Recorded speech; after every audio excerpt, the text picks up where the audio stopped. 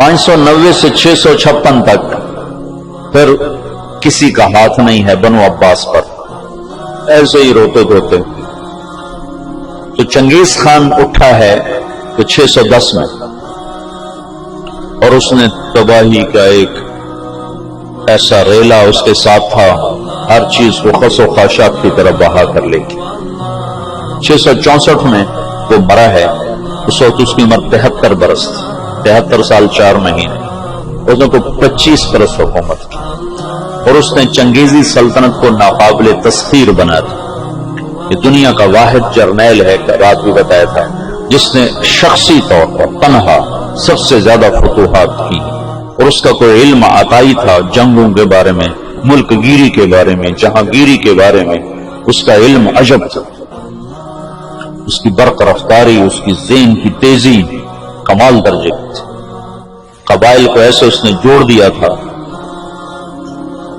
سب ایک جھنڈے تلے مختلف قبائل جمع ہو گئے تھے، اور دنیا کی ناقابل تسخیر طاقت بنے۔ اور قراقرم صحرائے گوبی میں منگولیا کے پاس ایک بڑا شہر اس نے بنایا، دارالحکومت، جو ساری دنیا کا سب سے بڑا دارالحکومت، اور ان کا بڑا نشانہ مسلمان تھے۔ تو مسلمانوں سے زیادتی ہوئی تھی، جس کے بدلے میں چنگیز خان نے ان پر حملہ کیا۔ چنگیز خان کے مرنے پر اس کی سلطنت، اس کے 4 بیٹے تھے۔ بڑا جوجی تھا، جوجی کے بارے میں اسے شک تھا کہ یہ میرا بیٹا نہیں، کہ اس کی جب یہ چھوٹا سردار تھا تو اس نے بڑی شکستیں کھائیں، حتیٰ کہ اس کی بیوی اغوا ہو گئی۔ جب وہ واپس آئی تو حاملہ تھی، لیکن اس نے بورقائی خاتون اس کا نام تھا، اس نے ہمیشہ اس کو عزت دی اور اس بیٹے کو اپنا ہی بیٹا سمجھا، اس کا نام جوجی۔ 3 بیٹے اس کے سامنے پیدا ہوئے، اغدائی، چغتائی اور طولوئی۔ تو اس نے اغدائی کو اپنا جانشین بنایا، اور جوجی کو روس کی سلطنت، روس کی، اور چغتائی کو اس نے منگولیا کی طرف کا اور چین کی طرف کا علاقہ دیا، اور جو طولوئی تھا اس کو یہ نیچے آذربائیجان سے نیچے ایران اور یہ شام، یہ علاقے اس نے 4 حصوں میں اس نے اپنی سلطنت کو تقسیم کیا، اور اغدائی کو سب سے بڑا سردار بنایا۔ اغدائی کے دور میں فتوحات کا رخ مسلمانوں سے ہٹ کے یورپ کی طرف چلا گیا، تو ان کا ایک سالار تھا سوگدائی بہادر، سوگدائی، وہ پولینڈ تک پہنچا، پولینڈ تک، لیکن اس میں کوئی ایسی سلطنتیں تھیں نہیں، ایسی چرواہے سے بیچارے غریب لوگ، تو وہ پولینڈ تک اس نے چنگیزی سلطنت کو پھیلا دیا۔ اب یہ وہ ہاتھی ہے جس کے سامنے ساری دنیا کے بادشاہ چیونٹی اور چوہے کی طرح، انہیں میدان جنگ میں ہرانے کی کوئی شکل نہیں۔ تو اسلام کی شکل یوں تھا کہ اب بوجھا، لیکن اللہ نے دین کو باقی رکھنا ہے تو انسانوں کو بھی باقی رکھنا ہے جو مسلمان کہلائیں۔ جب اغدائی مرا ہے تو اس کا بیٹا تھا کویوک، وہ حکمران بنا، وہ بہت رحم دل تھا، اس نے جنگیں روک لیں اور مسلمانوں کو اپنی سلطنت میں شامل کیا۔ تو اس کی وجہ سے ساری تاتاری سلطنتوں میں مسلمانوں کے بارے میں نرم گوشہ پیدا ہو۔ اب نامعلوم تاریخ کے گمنام سپاہی ہیں جو اتنے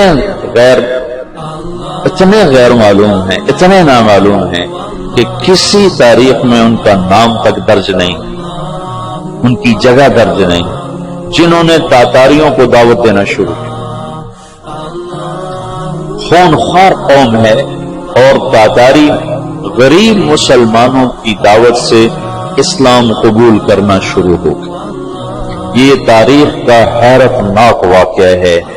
غیر مسلم مورخین بھی اور مسلم مورخین بھی جب یہاں پہنچتے ہیں تو وہ حیران ہوتے ہیں کہ کیسے ایک فاتح قوم نے مفتوح قوم کا مذہب کیسے قبول کر لیا۔ ہندوستان میں کوئی عیسائی نہیں تھا، آج کروڑوں ہیں، کہاں سے آئے؟ انگریزوں نے دعوت۔ اندلس سے سارے مسلمان مٹ گئے، سب عیسائی ہو گئے، کیسے؟ طاقت عیسائیوں کے ہاتھ میں۔ تو یہ ایک عجب واقعہ ہو رہا ہے کہ طاقت جن کے ہاتھ میں ہے وہ اسلام کے سب سے بڑے دشمن ہیں، اور اسلام اور مسلمان ان کے لیے سب سے مبغوض چیز ہے، اور پھر وہ انہی کا کلمہ پڑھتے جا رہے ہیں۔ یہ 7ویں صدی میں ہو چکا ہے۔ آج کا چنگیز کسی اور شکل میں ہے، کسی اور نام کے ساتھ ہے، آج کا ہلاکو کسی اور شکل میں ہے، کسی اور نام کے ساتھ ہے، لیکن آج بھی وہی ہوگا جو 7ویں صدی میں ہو چکا ہے۔ ہم ان کو سیاسی میدان میں، جنگی میدان میں شکست نہیں دے سکتے۔ تو وہ سائنس ٹیکنالوجی میں وہاں پہنچ چکے ہیں جہاں ہم اور جنم لے کر بھی نہیں پہنچ سکتے، لیکن ایک راستہ ہمارے پاس پڑا ہے، ہم ان کو دعوت دیں۔ اس وقت فرانس میں اوسط 5 سے 6 گورے روزانہ مسلمان ہو رہے ہیں، اوسطاً 5 سے 6 گورے روزانہ مسلمان، اور فرانس یورپ میں سب سے زیادہ اسلام قبول کرنے والا ملک بن چکا ہے، اور اس کے بعد اٹلی سب سے زیادہ تیزی کے ساتھ اسلام میں آ رہا ہے۔ تو پوری دنیا میں امریکہ میں سب سے زیادہ اسلام پھیل رہا ہے۔ دعوت ایسی چیز ہے جو چیونٹی سے ہاتھی کو مروا دیتی۔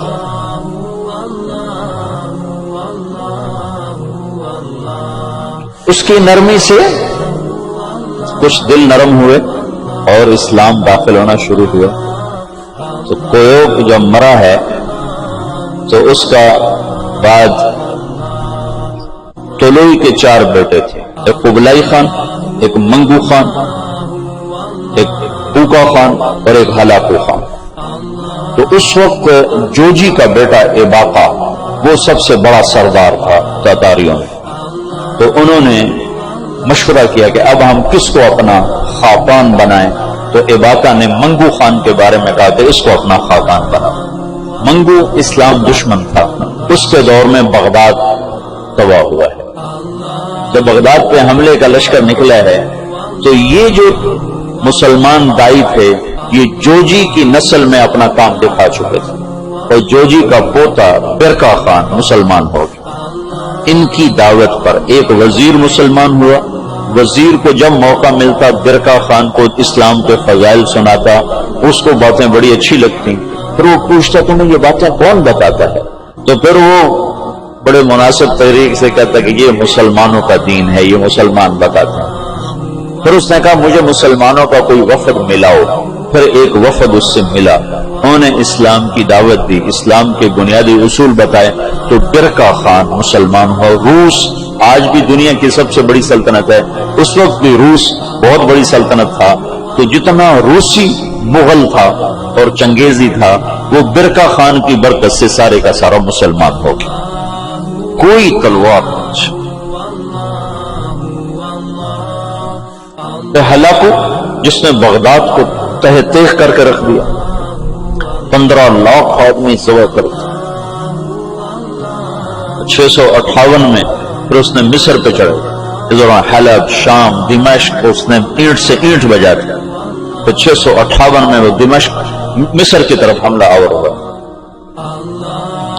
تو مصر پر اور ہندوستان پر، حالانکہ یہ دونوں ملک کے لوگ کو اتنے دلیر نہیں تھے جتنے کہ شام، عراق، یہ جو جنگجو قومیں تو یہاں تھی، عرب اور مصر تو مخلوط قوم تھی، ہندوستان مخلوط قومیں تھیں، لیکن کوئی اللہ کی قدرت ہے، نہ ہندوستان پہ مغل حاوی ہو سکے نہ مصر پہ حاوی ہو سکے۔ دونوں جگہ ہندوستان والوں نے تو طاقت سے اور اللہ کی مدد تو دونوں کے ساتھ تھی، اور مصر والوں نے سیاست سے۔ 658 میں ہلاکو خان نے مصر پہ حملے کے لیے فوج نکالی تو اس کا بھائی منگو خان مر گیا۔ منگو کے مرنے پر یہ قانون تھا کہ جو تاتاری جہاں پر ہے جب خاقان اعظم مر جائے تو سب قراقرم پہنچیں تاکہ اگلے خان کا انتخاب کیا جا سکے، اگلے خاقان کا انتخاب کیا جا سکے۔ تو وہ وہاں سے نکلا تو اس کی بیوی تھی وہ عیسائی ہو چکی تھی دوقوزہ، اور اس کا سالار تھا کتبوغا وہ بھی عیسائی ہو چکا تھا۔ وہ مسلمانوں پر بہت ظلم اٹھاتے تھے، بہت ظلم اٹھاتے تھے، اور ان دونوں نے بڑی کوشش کی کہ ہلاکو خان عیسائی ہو جائے، لیکن وہ عیسائی نہیں ہوا۔ تو انہوں نے اس کی منت کی کہ تم واپس نہ جاؤ، مصر کو فتح کر لو وہ تو مر گیا، اب تو پہنچ بھی نہیں سکتے ہیں، تو تم بعد میں جانا، پہلے مصر فتح کرو۔ اس نے کہا نہیں، یہ چنگیز خان کا قانون ہے، میں اسے پورا کروں۔ اور اس نے ایک لشکر کا حصہ شام میں چھوڑا، فلسطین میں، اور 2 حصے لے کر وہ واپس چلا گیا قراقرم کی طرف۔ تو اس موقع سے فائدہ اٹھا کر مصر والوں نے خود حملہ کر دیا۔ تو عین جالوت پر 658 میں رمضان میں یہ جنگ لڑی گئی، اور 40 سال کے بعد مسلمانوں کو پہلی فتح نصیب ہوئی۔ اور اس میں کتبوغا گرفتار ہوا، تو وہاں مصر میں اس کو ٹکڑے ٹکڑے کر کے ختم کیا گیا، پر وہ ایسا کم وقت تھا کہ بوٹی بوٹی ہو گئے، پر اس نے سی نہیں کی، اٹھ نہیں کی۔ انہوں نے کہا کیا تاتاری عورتوں نے بچے جننے بند کر دیے جو میرا کوئی بدلہ نہ لے گا؟ میرا بدلہ لینے والے ضرور آئیں گے، لیکن اللہ نے وہ موقع نہ دیا۔ برقع خان ایمان لا چکا ہے۔ جب ہلاکو چلا ہے، وہ قراقرم کے قرولتائی اس کو کہتے تھے، قرولتائی کانفرنس، اس کانفرنس کے لیے چلا ہے، تو اس وقت قبلائی طلوئی کے 4 بیٹے تھے، تو منگو بنا تھا، تو منگو کی جگہ ہوکا خان موجود تھا قراقرم میں، وہ خود ہی خاقان بن گیا۔ تو قبلائی کو پتہ چلا، تو وہ پھر فوج لے کر آیا، اور اس نے اپنے بھائی کے ساتھ پہلی دفعہ تاتاری آپس میں لڑنا شروع ہوئے، اور ان کی ہیبت میں کمی آئی، اور قبلائی خان نے بوکا کو شکست دی اور قراقرم پہ قبضہ کیا۔ پھر ان بھائیوں میں آپس میں بہت لڑائیاں ہوتی رہیں تخت کے لیے۔ آخر میں قبلائی خان غالب آیا، اور اس نے اپنے بھائی کو قید کر لیا، پھر قید میں وہ مر گیا بوکا، اور اس نے قراقرم کی وجہ چین کو اپنا دارالحکومت بنایا، چین فتح کیا اور چین کو اپنا دارالسلطنت بنایا۔ جب ان جنگوں سے فارغ ہوئے تو ہلاکو خان نے حملہ کیا مصر پر، تو برقع خان کو خط لکھا رکن الدین بیبرس نے کہ تم ہماری مدد کرو، تم بھی مسلمان ہو، ہم بھی مسلمان۔ تو پھر برقع خان نے ہلاکو کو خط لکھا کہ تم مسلمانوں پہ حملہ نہ کرو ورنہ میں تم پہ حملہ کروں۔ تو ہلاکو نے اسے خط لکھا کہ تم نے چنگیز کا قانون نہیں پڑھا کہ تاتاری آپس میں نہیں ٹکرایا کرتے؟ تو اس نے اس کو جواب دیا کہ وہ بھی کافر تھا، تو بھی کافر ہے، تو حملہ کرے گا میں تیرے پر حملہ کروں۔ جب وہ مصر پہ حملہ آور ہوا تو برقع خان ہلاکو پہ حملہ آور ہوا، تو اس نے ہلاکو کو شکست دی، اور مصر اس تسلط سے نکل گیا۔ پھر ان دونوں بھائیوں کی چچا زاد بھائیوں کے آپس میں لڑائیاں ہوئیں، جس میں ہلاکو کو آخر میں شکست ہوئی، اور اس غم سے وہ بھی 42 سال کی عمر میں فالج کے مرض سے مر گیا۔